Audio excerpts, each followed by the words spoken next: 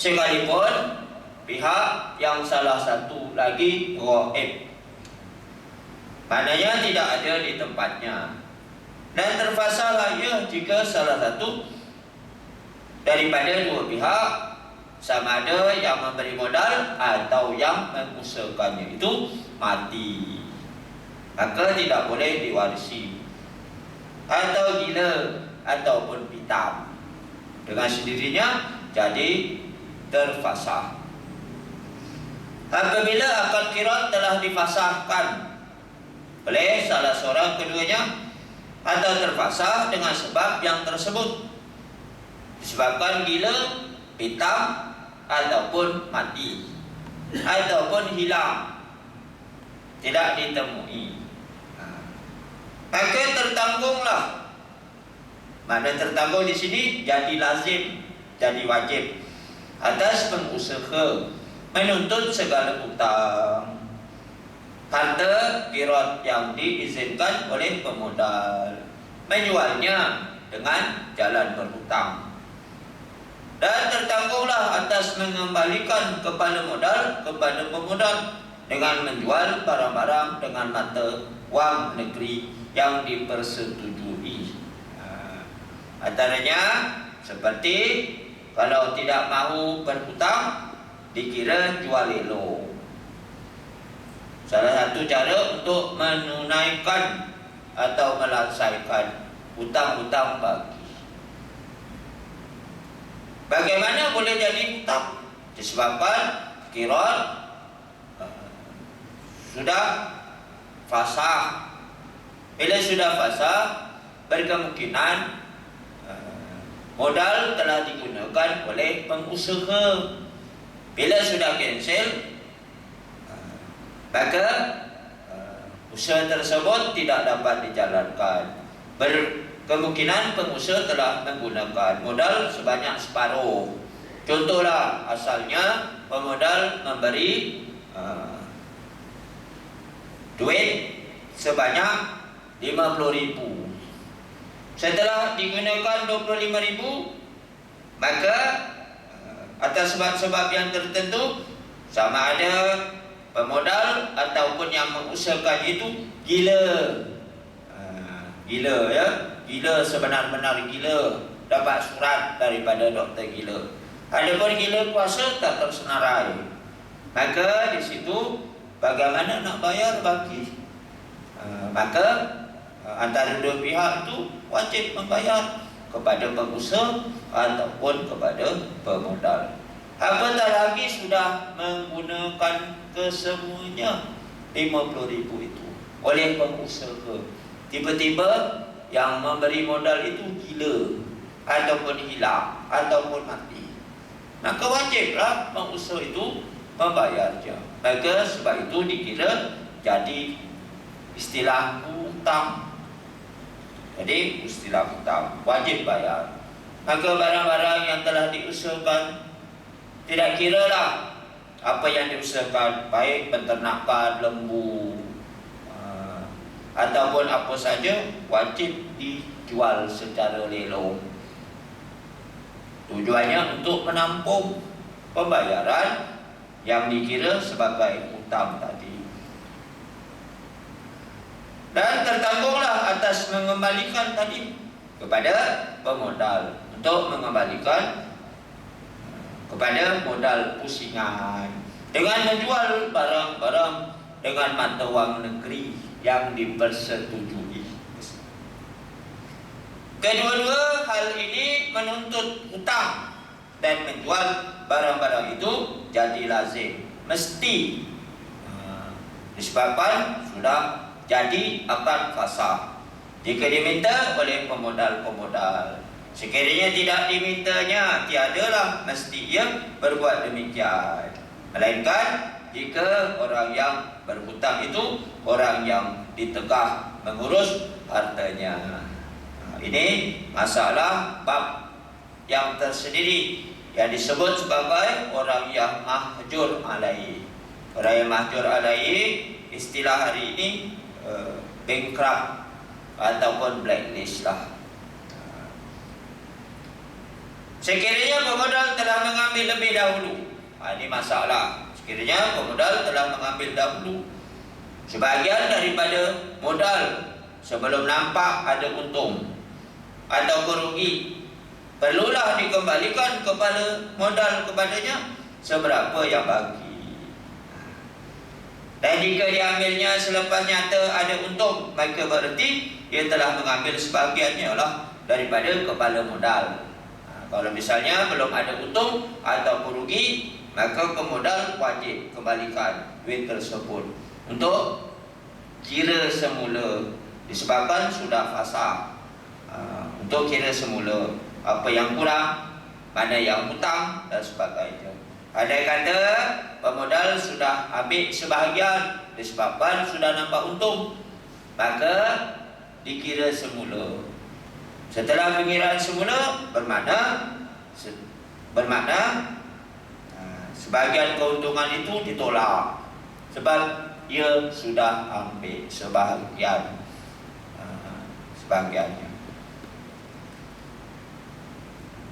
Dan sebahagian keuntungannya itu ikut nisbahnya lah pada asal perjanjian.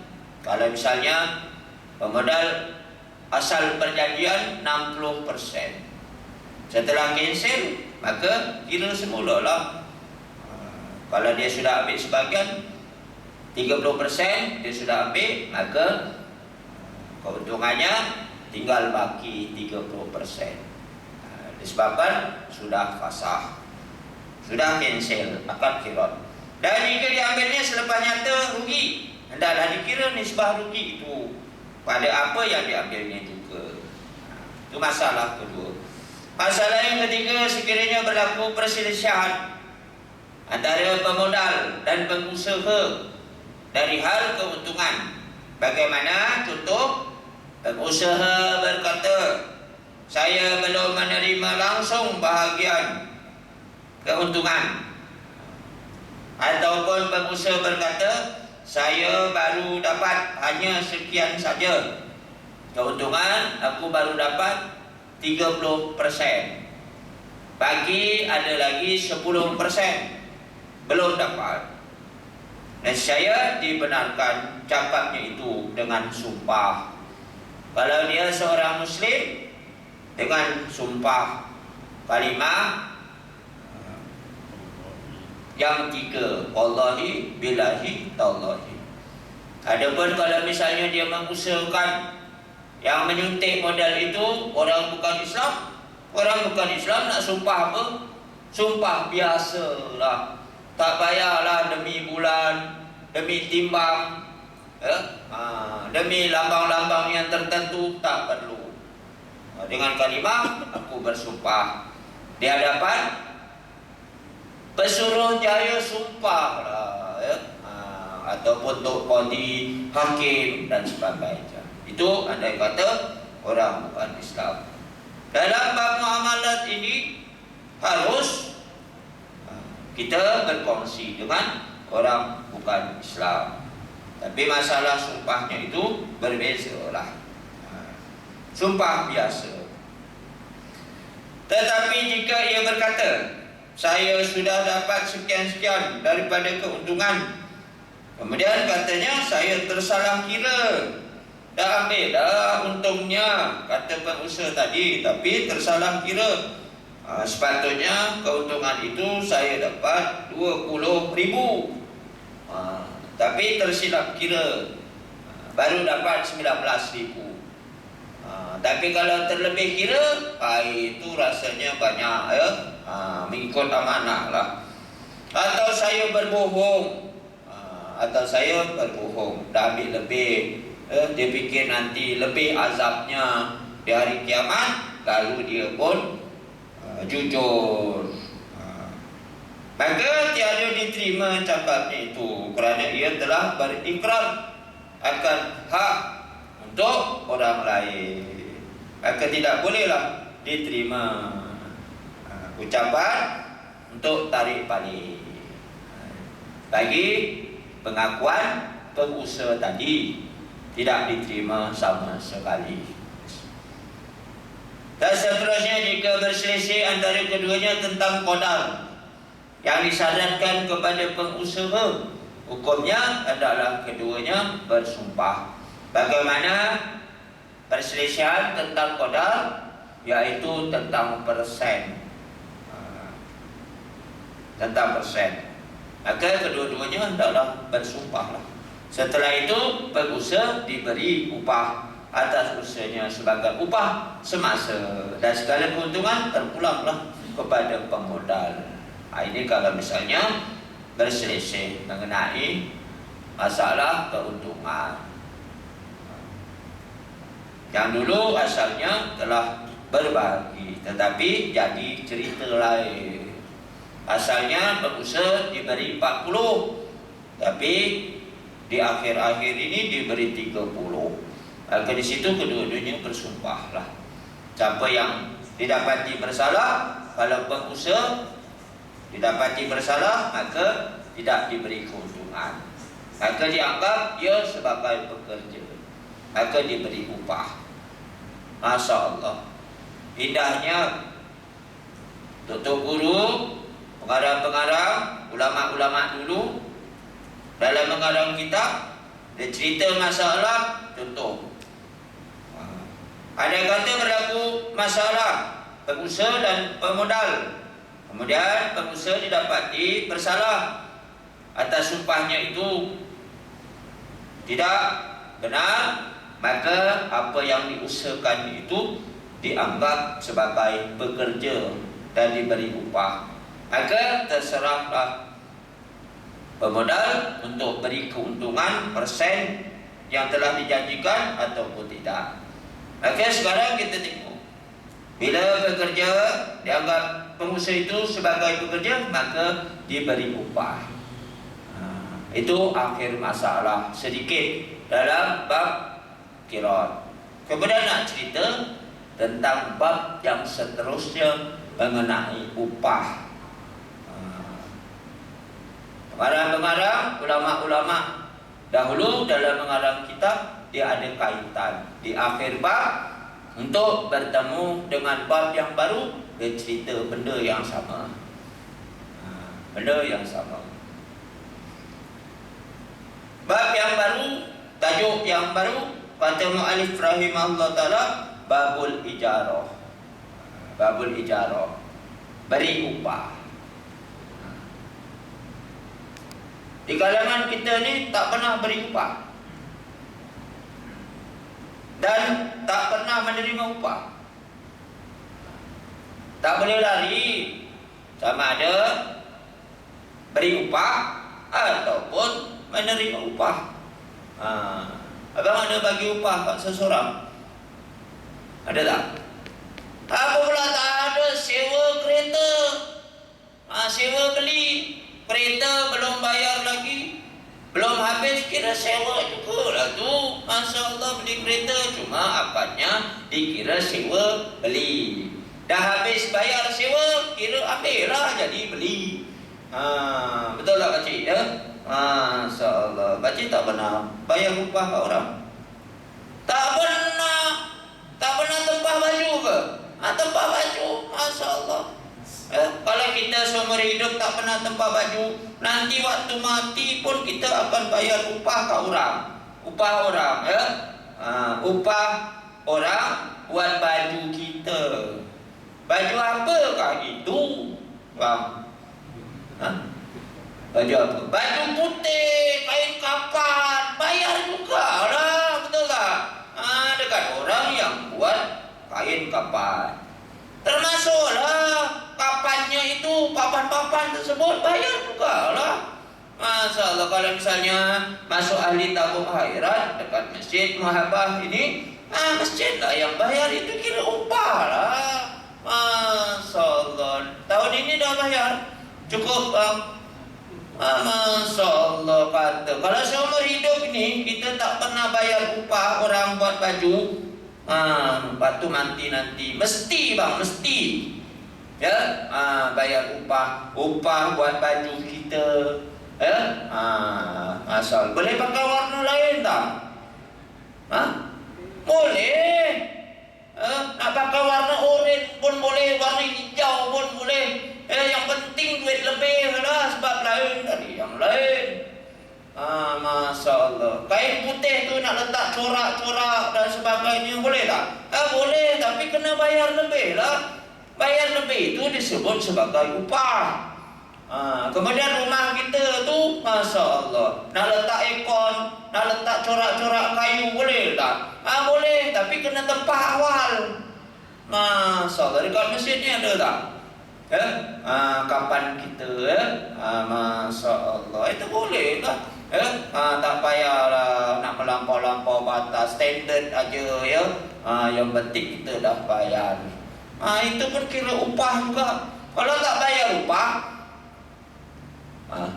pakai sendirilah. Suruh orang rumah jahit. Masya Allah, baju apa yang ada, boleh? Boleh, tak salah. Cuma kain kapan itu sunnah. Lelaki 3 helai, perempuan 4 helai. Sunnah berwarna putih. Baik.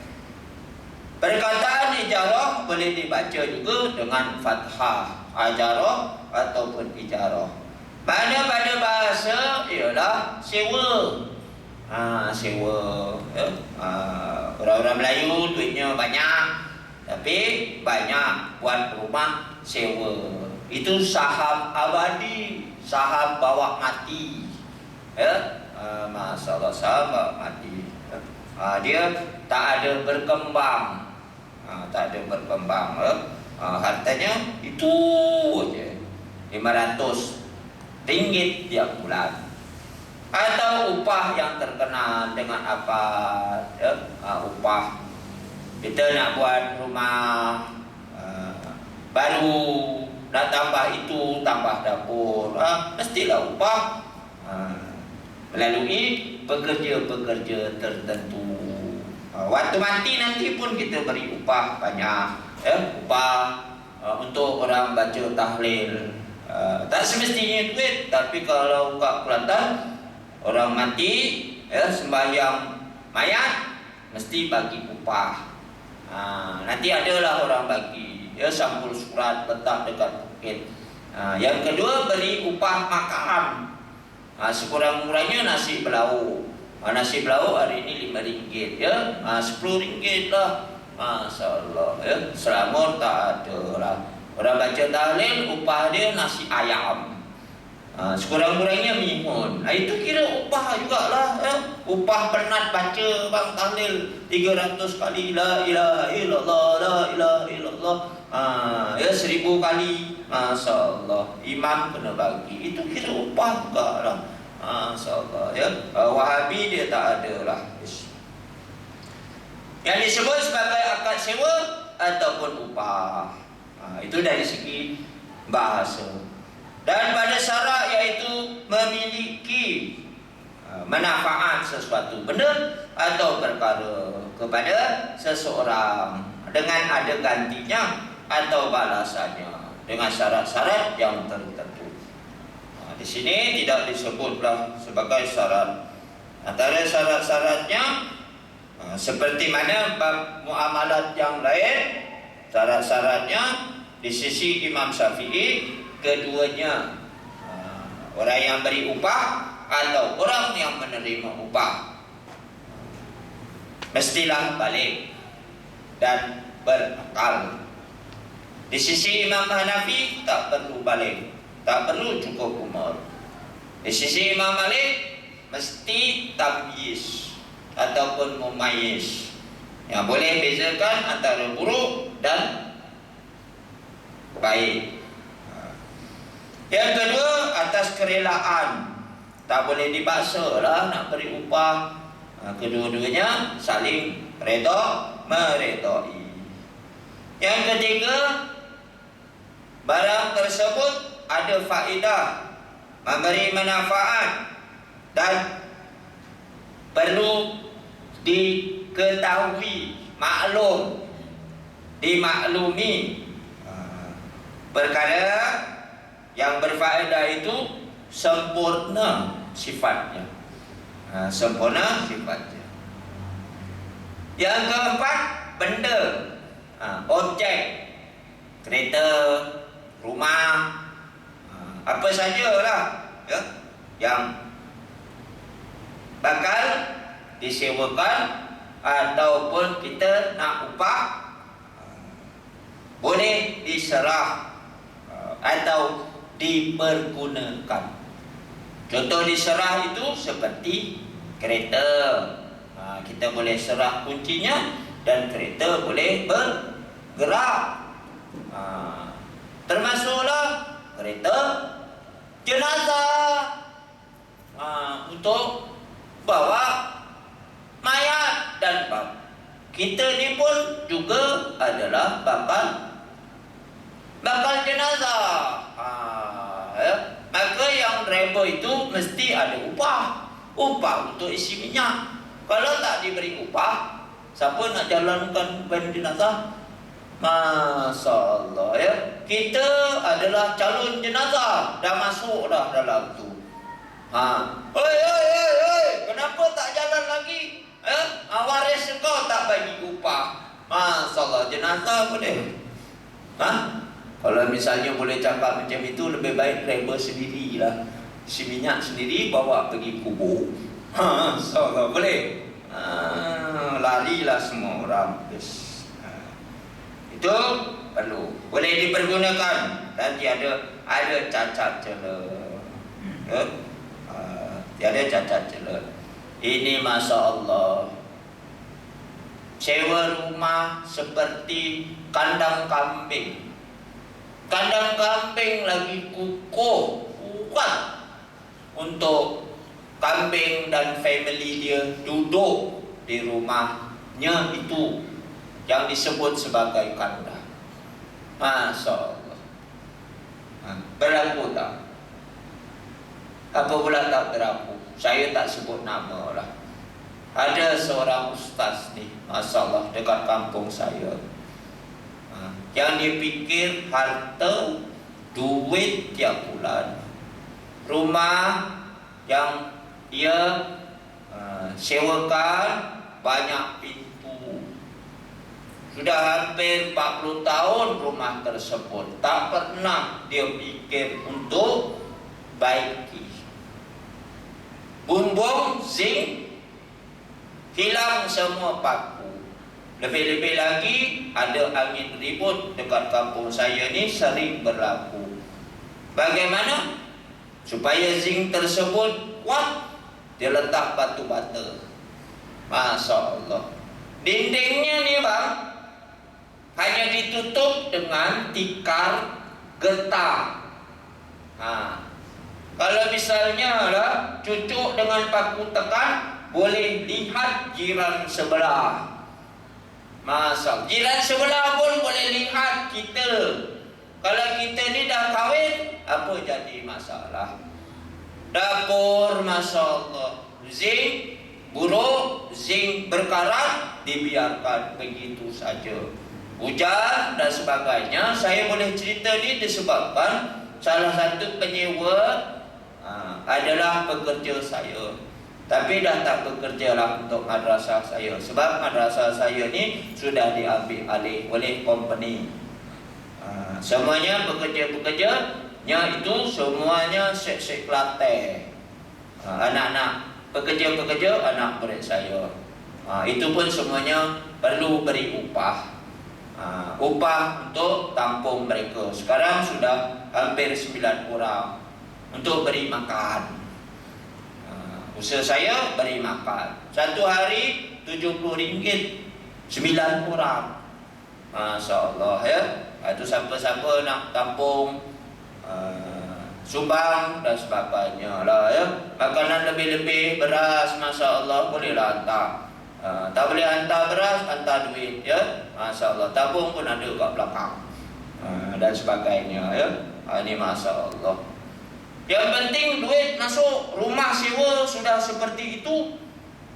Lambat sedikit 4 hari tak bayar sewa, contohnya RM250 naik, maka ibu plak ni ditutup. Masya Allah. Ada patut tak patut ni? Kalau bukan ustaz, tak jadi masalah. Ini ustaz, Masya-Allah, ya. Wallah subhanahu wa ta'ala alam lah, ya. Sampai orang-orang berkata setelah tahu sifatnya ni, subhanallah, terkenal Ustaz ni. Siapa? Ustaz Majid. Mana saya ada rumah sewa? Saya baru nak buat madrasah. Masya-Allah, ya. Saya tak sebut namanya. Ini nak cerita, maka tak patutlah, ya. Tapi oleh kerana terdesak bangla, orang-orang susah, terpaksalah duduk di situ. Masya-Allah. Namun untuk lihat rumah sewanya itu sama sekali tidak. Yang penting dilihatnya itu cukup bulan, ya. Duit dan sebagainya. Baik. Itu hal dia lah. Yang kelima, manfaat dari benda yang disewa ataupun apa yang diupah itu. Selarilah pada agama dan memberi manfaat, ya.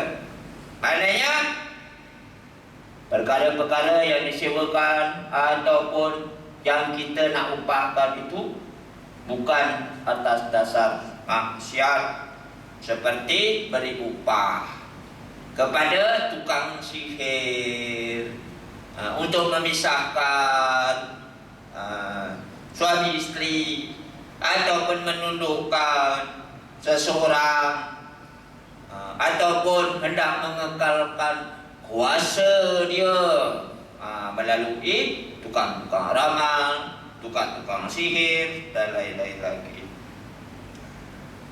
Ataupun memberi upah untuk bunuh orang, tumbuk orang dan lain-lain lagi, ya. Masya-Allah, banyak. Itu hukumnya dosa memberi upah melalui jalan-jalan kemungkaran.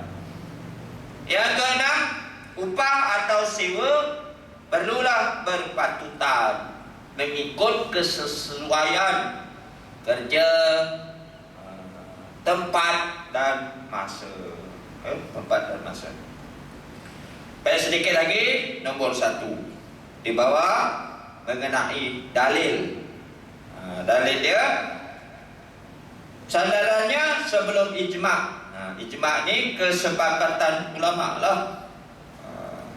Mereka ambil daripada firman Allah Subhanahu wa ta'ala. Salah satunya dalam surah At-Tolaq. At-Tolaq ini menceritakan tentang hal ihwal, tolak, cerai, iddah, hadona dan sebagainya. Perkara ini semuanya wajib diketahui oleh suami, lelaki yang dah jadi suami, dan juga lelaki yang bakal jadi suami. Masya-Allah, ya. Dan juga suami yang bakal nak kahwin lagi. Syaratnya isteri yang dah ada ni perlulah diajar dan diketahuilah semua selok-belok dalam kitab munakahat. Semua kena tahu. Kalau semua itu dah sempurna, bolehlah kahwin lagi. Nombor 1 pun tak sempurna, Masya-Allah, ya. Nak kahwin lagi. Ini yang jadi masalah. Sempurnakan bab khid, bab khadona, bab upah ni. Manalah tahu kahwin lagi, terkahwin lagi, isteri minta cerai, kemudian isteri minta cerai pula sudah hamil. Lantak kau lah, Masya-Allah. Engkau pun gaji 5,000, abang cuma gaji 2,000. Ini dalam bab ijarah ni kita tengok. Apa maknanya? Kata Allah Subhanahu wa ta'ala, fa in arda'na lakum fa'atuhunna ujurahunna. Di situ ada 2 jenis perempuan. Pertama, golongan yang hamil. Yang kedua, perempuan yang sudah bersalin.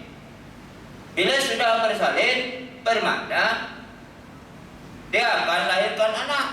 Siapa yang menyusukannya? Setelah ia diceraikan. Persoalan, Pertama atau kedua ni, sama ada isteri itu sudah hamil atau isteri itu sudah bersalin. Kedua-duanya ada anak. Anak itu anak siapa? Anak bagi suami. Maka yang wajib beri nafkah atau berbentuk upah siapa? Suami. Walaupun ia telah diceraikan dan sudah habis iddah. Sudah habis iddah, pergilah. Sebab apa? Janda artis sudah menanti. Engkau boleh pergilah. Masya Allah. Tapi wajib kita beri nafkah. Wajib beri nafkah itu atas dasar anak di dalam kandungan itu. Maknanya nak beri makan, walaupun dia boleh makan, tapi nak bagi makan kepada anak kita dalam kandungan itu melalui mana? Melalui mulut dia lah. Masya Allah. Kita ihtimal dua. Contohlah, tengah hari dia makan suka makanan kesukaan nasi ayam, temikai ais. Kita bayarlah separuh. Masya Allah. Ya, bukan hari itu aja, sampailah anak tersebut lahir. Bila lahir, wajib belikan susu. Kalau misalnya janda kita itu tak mau menyusukan, belilah susu. Masuk susu yang sesuai, jangan susu cap junjung. Ini belum 2 tahun dah kena kencing manis lah jawabnya. Masya Allah ya. Siapa berdosa? Anak tersebut umur 2 tahun dah kena kencing manis. Kalau 40 tahun macam saya tu kira okey lah. Siapa tanggung dosa? Bapaknya. Masya Allah, nak bagi cepat mati ya. Masya Allah, susu yang sesuai. Dan andai katalah janda itu dialah yang menyusukan, Masya Allah, wajib bayar.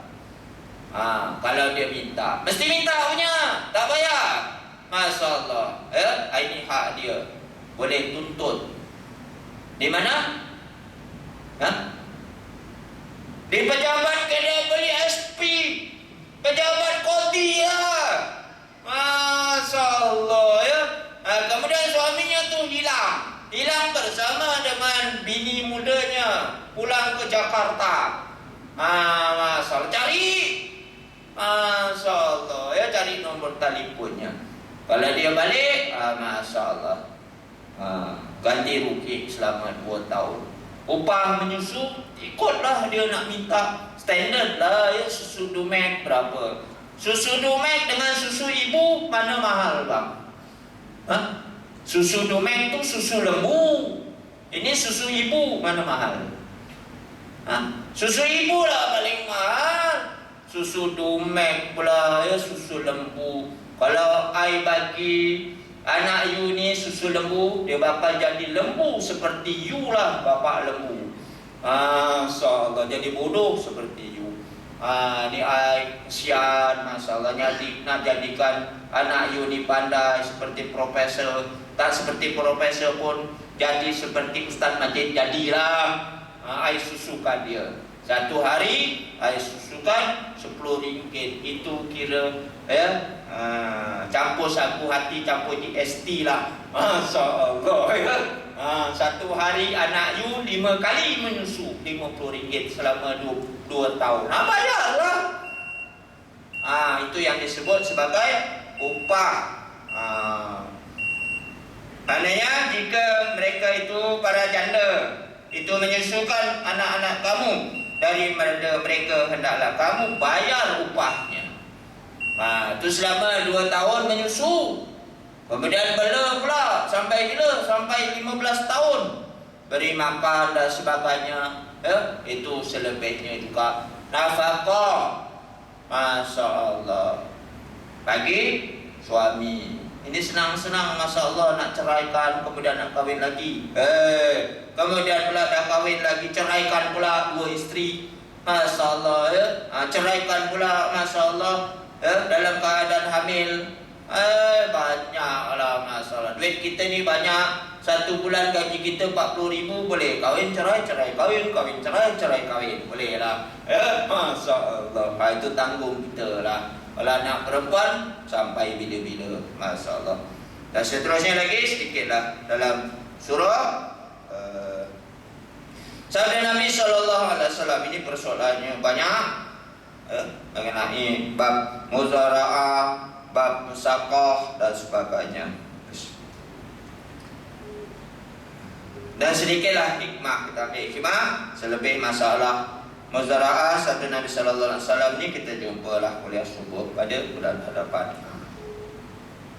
Sedikit hikmah, 2-3 minit. Pada siapa mempekerjakan pekerja, kena beritahu upah. Kalau kita nak sewa pun kena maklumkan berapa sewa sebulan rumah ini, sewa kereta. Kemudian kalau misalnya kita nak upah seseorang itu buat rumah, kena tanya banyak pihak kontraktor supaya kita tidak ditipu. Yang kedua, untuk membina ketenteraman, menerima upah atas jasa pekerja, sekurang-kurangnya dapat memenuhi hajat mereka. Kalau misalnya kita ni berurusan dengan seseorang, kemudian kita lewat bayar upah, jadi masalah tak? Antara bentuk-bentuk masalah, waktu dia beribadat kepada Allah timbul resah, duit tak ada, maka dengan keresahan sembahyang tak usuk, jadi dosa. Penyebab dosa tu siapa? Kita lah, sebab tak bayar upah. Solat tak usuk, resah kehidupan dia. Kalau penyebabnya kita tak beri upah, maka kita jugalah yang tanggung dosa. Seterusnya, hikmah memberi upah itu untuk memenuhi nafkah ahli keluarga seseorang. Maka sekurang-kurangnya di situ kita sudah membantu mereka, memberi peluang hajat kepada masyarakat, saudara-saudara seagama kita. Dan seterusnya, menolak kemungkaran. Macam mana kalau kita tak bantu kepada anak-anak tempatan, maka timbul pengangguran. Bila timbul pengangguran, banyaklah kemungkaran berupa rompakan, curi, pecah rumah dan sebagainya. Maka niatlah untuk bantu, khususnya tukang-tukang rumah, tukang wiring di kalangan anak-anak tempatan. Ada elok bincang, jangan cerita kat belakang, bantulah mereka, utamakanlah anak-anak tempatan, sebab mereka banyak menanggung tanggungjawab yang banyak dengan kos sara hidup yang tinggi. Warga asing ni mana ada anak? Anak-anak warga asing, makhluk asing ada sekolah? Mana dia fikir sekolah? Dia fikir ada kerja, Pak. Yang penting duitnya itu disimpan di bawah katil, tiap bulan hantar ke Bangladesh, ke Myanmar, ke Indonesia. Tak apa, tolong dia. Tapi yang banyaknya kita ni utamakan mereka. Kalau kita ni beri upah kepada tukang-tukang rumah daripada anak-anak tempatan, kalau misalnya lah tiang masjid ni retak menanti, bukan belah bang, retak menanti runtuh. Kalau misalnya lah warga asing, makhluk asing, bina ini tiang sudah retak, itu baru betul retak menanti belah, dia sudah belah. Kita nak rujuk kepada siapa? Nak rujuk siapa? Kalau abang yang bikin kontrata ini, tiang ini, boleh rujuk pada abang. Macam mana bikin ini? Abang boleh buat semula kan? Kalau tak semula, abang didakwa. ganti rugi. Kalau Pak Soekarno yang buat itu sukar sekali masalah untuk hubungi. Ya sudah pulang ke Jawa Barat. Kan susah betul lah Pakcik ya. Pakcik suka tukang kayu tempatan ke tukang kayu makhluk asing? Itu terserah lah. Masya Allah. Banyak saya ada ngajar daerah sini satu surau. Masya Allah. Baru buat 3 bulan, dia punya tile buat pagar sudah terkopak-kopak. Rasakan angin ribut yang mencabut tile itu. Ini nak rujuk ke siapa? Tak ada rujuk, tolak teruslah. Masya Allah, itu terserah lah. Itu pandangan saya lah. Itu sekarang kita fikirlah bangsa kita ni, kita utamakanlah. Waktu kita susah, waktu kita nak panggil kenduri, tahlil pun bangsa kita sendiri, anak tempatan kita sendiri. Ada kita panggil makhluk asing? Tak ada. Masya Allah. Itu tengok dekat Kuala Lumpur, banyak warga-warga asing. Selebihnya kita jumpalah di lain masa. Terkasar bahasa ada kurang, itu daripada saya lah. Yang baik daripada Allah, mudah-mudahan memberi manfaat. Terima kasihlah kepada ahli jemaah, abang-abang dan sebagainya atas sumbangan-sumbangan. Mudah-mudahan memberi manfaat dan sahab akhirat untuk menampung sedikit sebanyaklah, sehingga berjaya pembinaan asrama sedang berjalan, dan seterusnya untuk membina surau. Rabbana azina nasra hikmatika allati an'amta wa walijna muslimin wal muslimat al ahya'i minhum wal amwat wa walijna lima sakina al muslimin wal muslimat wa li zurriyatina min ba'dina. Allahumma nafa'na fi ulumi darin wa la quwwata illa billahil azim. Rabbana atina fid dunya hasanah wa fil akhirati hasanah wa qina adzabannar. Wabillahi taufiq wal hidayah. Wassalamualaikum warahmatullahi wabarakatuh.